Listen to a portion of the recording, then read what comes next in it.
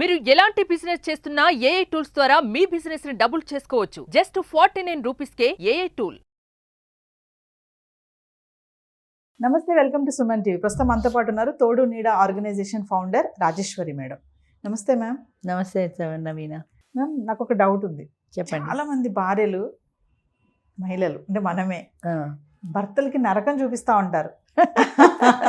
చాలా మంది తిట్టుకుంటారు ఈ వీడియో చేస్తుంటే. అంటే అందరి గురించి కాదు మేడం, కొంతమంది అయితే ఉన్నారు కదా, అంటే అక్కడ భర్త చాలా ఇంకా ఓపికవంతుడు అనుకోవాలి, బాగా టార్చర్ అనమాట. ఇంకా ఏ విషయంలో అయినా సరే, పిల్లల విషయం కానీ, తన విషయంలో కానీ, ఏదైనా ఖర్చుల విషయంలో కానీ, అలాంటి భార్యలు ఉన్నారు కొంతమంది. అంటే వాళ్ళకి మీరు ఇచ్చే టిప్స్ కానీ, సజెషన్స్ అలా ఎందుకు మారుతున్నారు, కారణాలు ఏమైనా ఉంటాయంటారు అసలు? ఒకటి ఇన్సెక్యూరిటీ. అంటే నా భర్త నాకే సొంతం, కొంచెం లేటుగా వచ్చాడు అనుకో, ఆఫీస్లో పని ఉండి, ఆఫీస్కి వెళ్ళావా, గర్ల్ ఫ్రెండ్ దగ్గరికి వెళ్ళావా, ఇంకా కారులోకి వచ్చి కారు ఏమన్నా మల్లెపూల వాసన వస్తుంది అని వాసన చూసేవాళ్ళు, వాడి డ్రెస్సులు వాసన చూసేవాళ్ళు, ఆ డ్రెస్సులో ఏమన్నా వాసన వస్తుంది అని, అదే సిగరెట్ గంప కొడుతుంది అయితే పర్వాలా, సిగరెట్ అయితే పర్వాలా, ఆడదైతే స్ప్రే వాసన ఏదైనా వచ్చిందనుకో, లేడీస్ స్ప్రే వాసన వచ్చిందనుకో, ఏంటి సెంటు వాసన వస్తుంది, నువ్వు సెంటు కొట్టుకోలేదు కదా, సెంటు వాసన ఎక్కడిది అని టార్చర్ పెట్టి ఆడవాళ్ళు ఉన్నారు. అయితే దేనికైనా అమ్మ ఒక పరిమితి అనేది ఉంటుంది. నీ భర్త మీద నీకు జాగ్రత్త అవసరమే, కానీ ప్రతి విషయానికి అనుమానపడి, వాడెవడో ఏదో సినిమాలో చెప్తాడు, ఆడదోమ కుట్టినా మా ఆవిడ అనుమానపడుతుంది అంటాడు. దోమ కుడితే కూడా అది ఆడా మగ అని చూస్తుంది వాళ్ళ ఆవిడ, అంత అనుమానపడుతుంది అని, అనుమాన పక్షి అని. అలాగా దేనికైనా ఒక పరిమితి ఉంటుంది ఒకటి. రెండోది, మగవాడికి కంట్రోల్ చేసే కెపాసిటీ ఉండాలి. అంటే ఇప్పుడు ముఖ్యంగా మనం అత్తాకోడళ్ళ విషయంలో చూస్తూ ఉంటాం.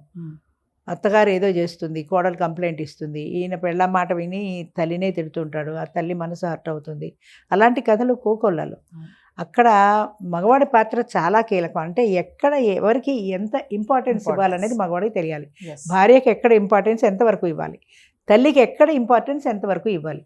ఆవిడ కోడలు పర్సనల్ విషయాల్లో ఆవిడ కల్పించుకోకూడదు. ఆ కూర అలా ఎందుకు ఉండవు, ఇది ఇలా చేసావు, అది అలా చేసావు అనే విషయాలు ఆవిడకి అనవసరం.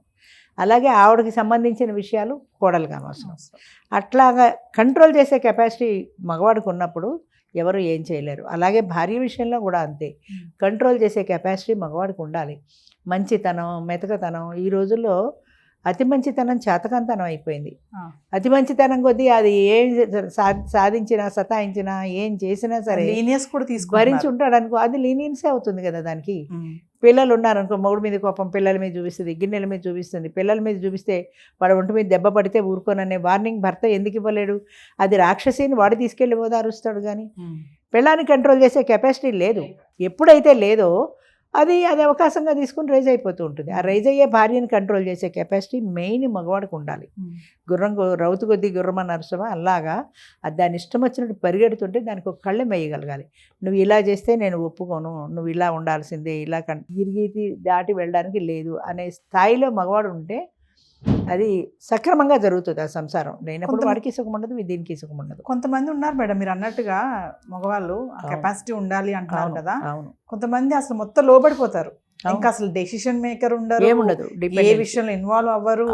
అంటే ఆ అంటే ఆ, సిట్ అంటే సిట్ ఉన్నారు కొంతమంది అలాగా. అవును, మన సొసైటీలో చూస్తూనే ఉంటాం కదా. జోరుకా గులాం అంటారు వాళ్ళని. ఎందుకంటే అంటే ఎందుకు అలా తయారైపోతారు? అంటే ఇలా సైలెంట్గా ఉండడం ఉత్తమం అనుకుంటారా? అది ఎందుకంటారు? అది దాన్ని ఏమంటారు, అది ఆడదాని కెపాసిటీ అనుకోవాలి. వాడిని మౌల్డ్ చేసుకుని తనకి అనుకూలంగా మార్చుకోగలిగిన కెపాసిటీ ఉన్న స్త్రీ అనుకోవాలి. అంతే కదా. మరి ఎలా మార్చలేకపోతుంది అవతల వాడిని? అది ఊ అంటే ఊ అంటాడు, ఆ అంటే ఆ అంటాడు. అది దాని మాట కాదనే శక్తి లేదు వీడికి. మొదటి నుంచి ఒక ఎడిక్షన్ అయిపోయింది. అది ఏమన్నా సరే ఊ ఉండడం అనేది ఒక ఎడిక్షన్ అయిపోయింది. అది కాదంటే మళ్ళీ గొడవ చేస్తుంది. నాకు ఎందుకు వచ్చిన గొడవ, ఈ గొడవ బదులు ఊ అంటే పోయింది కదా అని తనే సర్దుకోవడం మొదలెడతాడు. అది అక్కడి నుంచి డామినేషన్ మొదలెడుతుంది. నువ్వు అలా వెళ్ళడానికి వీల్లేదు, నువ్వు ఇలా వెళ్ళడానికి వీల్లేదు, నువ్వు మీ అమ్మతో మాట్లాడడానికి వీల్లేదు, నువ్వు మీ చెల్లితో మాట్లాడడానికి వీల్లేదు అంటే ఊని మానేస్తాడే. కానీ నా తల్లితో నేను ఎందుకు మాట్లాడకూడదు, నువ్వెవరు నాకు చెప్పడానికి, నీ తల్లితో నువ్వు మాట్లాడాలా అని తిరిగి అడగరు. అడిగితే భయం, గొడవ, మళ్ళీ ఎందుకు ఈ తలనొప్పి అని మానేస్తాడు తప్ప తలనొప్పి కాదు, దాన్ని నేను కంట్రోల్ పెట్టుకోవాలనే భావన మగవాళ్ళ ఉండాలి. అది లేకపోతే అంతే. దీనివల్ల ఫ్యూచర్లో సమస్యలు రావా మేడం?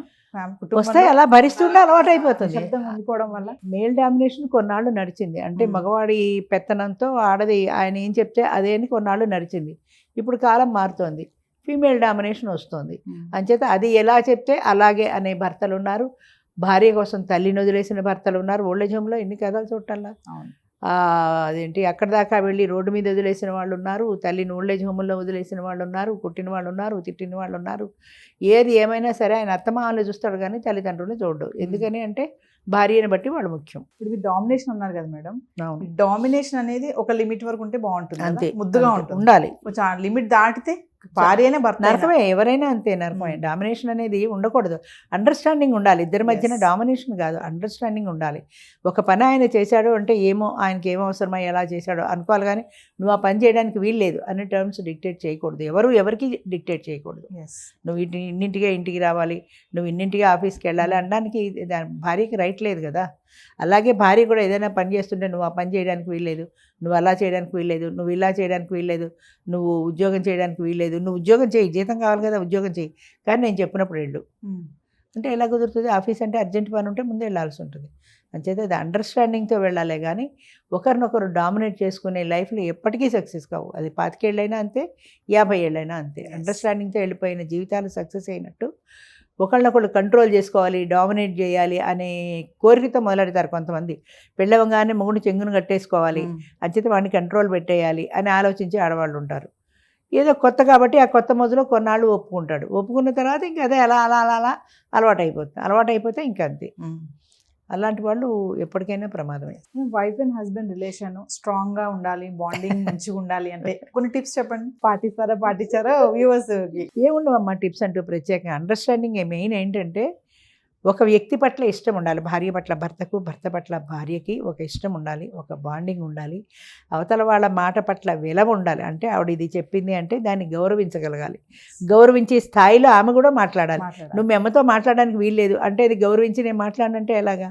అంచేత ఆ స్థాయిలో ఆమె కూడా ఉండాలి, అదే స్థాయిలో ఈయన కూడా ఉండాలి.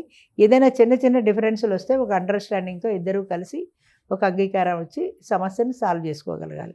మెయిన్ అండర్స్టాండింగ్ అమ్మ. టెంపర్మెంటల్ యాక్సెప్టెన్స్ అంటారు సార్, అది చాలా ముఖ్యం. అది లేనప్పుడు ఎవరికి ఏవి ముఖ్యం కాదు. ఇవాళ నువ్వు నాతో మాట్లాడలేదు కాబట్టి నేను నీతో మాట్లాడను, నేను వేరే గదిలో పడుకుంటాను, నేను ఇలా ఉంటాను, నేను అలా ఉంటాను, ఇలాంటి బెదిరింపులు అవి వినడానికి కూడా బాగుండవు, చూడడానికే కదా వినడానికి కూడా బెదిరించవచ్చు కానీ ముద్దుగా ఉండాలి. అది దానివల్ల అవతల మనిషి ఇబ్బంది పడకూడదు. అది పొడిగిస్తే కుటుంబంలో కూడా అంతే కదా. నువ్వు మానే నేను ఎవరితో తెచ్చుకుంటానంటాడు, అక్కడి నుంచి యుద్ధం మొదలు. ఎందుకు వచ్చిన గొడవ? ముందే జాగ్రత్తగా ఉంటే పోతుంది కదా. అది. నమస్తే మ్యామ్, థ్యాంక్ యూ అమ్మా.